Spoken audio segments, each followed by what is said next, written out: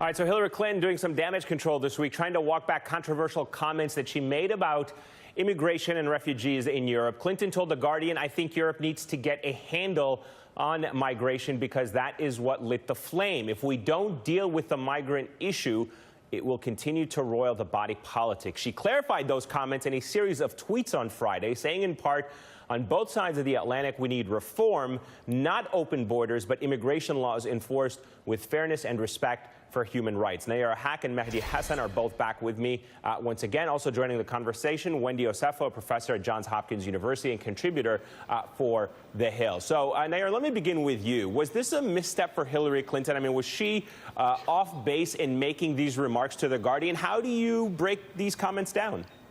Sure. I mean, it's part of a broader speech she was making about the challenges facing the world today. And because it's Hillary Clinton, and this is how people have been trained to react to her, people cherry pick every single word and sentence. And I appreciate that she gave a more thoughtful, complete statement on Twitter earlier and clarified what everything meant in the context for that, because it clearly is a problem, as we were seeing from video images even earlier in this show, that migration is an issue. And it is something that people like Donald Trump have taken advantage of to stoke fear and bias.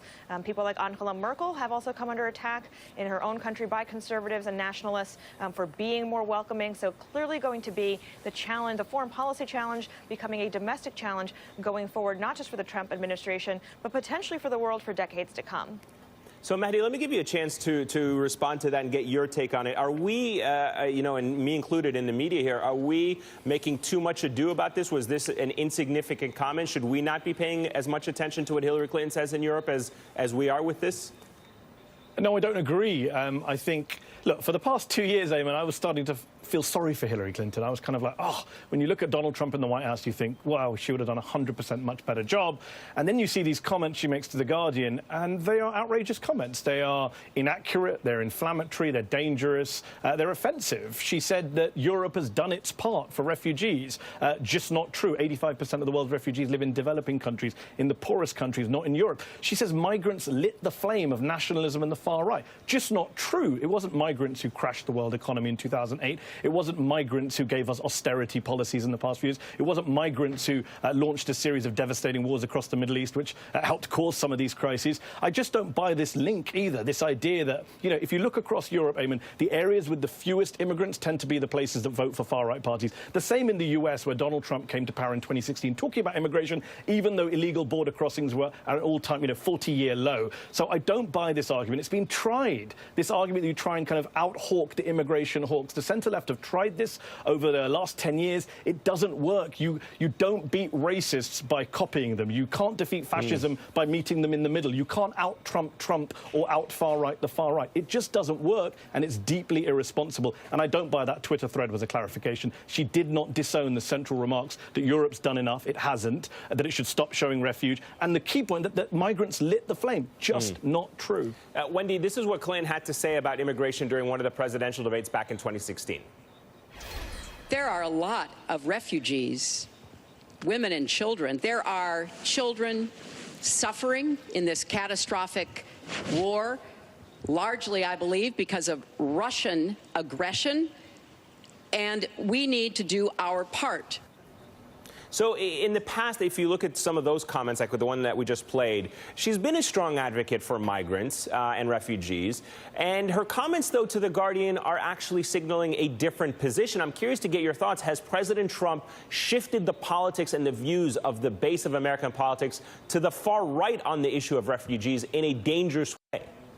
I think that what's really interesting, along with those comments that she made, we also know that her 2016 slogan was, "We do not denigrate immigrants, instead we embrace them." So her comments really sounded Trumpian, and I believe that for any politician, whether you sit on the left or the right side of the aisle, you have to be very careful about your rhetoric, especially given our political climate. And if I could be very honest here, her comments were beyond the pale. She should not have said what she said, and I also did not buy the thread in which she gave. I think that this country and a lot of our politicians have this this notion and this outright position where we continue to make different people scapegoats when it comes to our political ideology. We saw this during the civil rights era when black people were seen as the targets when it was time for us to, desegregate schools, and women during the women's suffrage. And we're seeing this again when it comes to immigrants. We see the images that are going on right now on the southern border. These are human beings. They're not individuals who should be used as political pawns. And I believe that that's what Hillary Clinton was doing when she was making those comments. We can no longer say that these individuals are the problem. They're not the problem. They're not scapegoats. And we have to call a spade a spade. And to that point, Nayyera, this morning leaders in Europe reached an agreement on Brexit, a decision that influenced in part by the refugee crisis. So I'm curious to get your thoughts, because the Washington Post put it this way. 2 years after the Brexit vote, polls show attitudes about migrants have mellowed in the UK. Does that show that the issue of immigration is unpredictable with voters? You have a president in the United States who uses all kinds of exaggerations, if you will, lies, if you will, about the caravans to spread that kind of fear for his politics, for his base. And the same thing happens in Europe as well.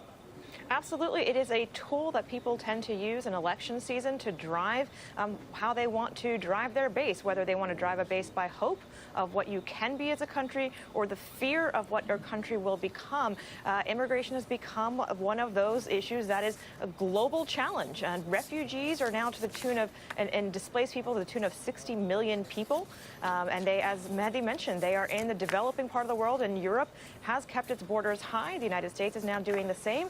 This challenge of 60 million people with no place to go is not going to go away anytime soon. It's going to require some really serious policy thinking, developing some new systems of how to work, and that's not going to happen in the hyper-partisan context we have right now. And Wendy, very quickly, I want to ask you, does something like this with Hillary Clinton affect her legacy? And, whether for good or bad, does it change some of the attitudes within the Democratic Party among her standing?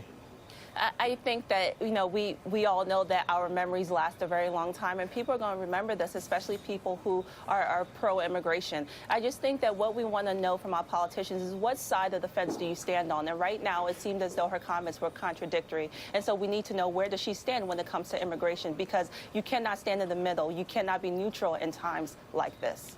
All right, Nayyera, Mehdi Hasan, Wendy Osefo, thank you guys very much for joining us today. Appreciate your insights as always.